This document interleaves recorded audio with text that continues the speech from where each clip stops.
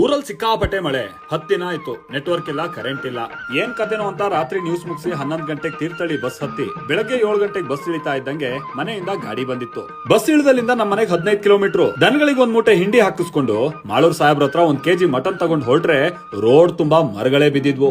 ಯಾರನ್ನ ನೋಡಿದ್ರು ಒಂದೇ ಸಂತೋಷ, ಅಬ್ಬಾ ಇವತ್ ಮಳೆ ನಿಂತು ಬಿಡ್ತು, ಸ್ವಲ್ಪ ಆದ್ರೂ ಬಿಸಿಲು ನೋಡಿದ್ವಿ ಅಂತ.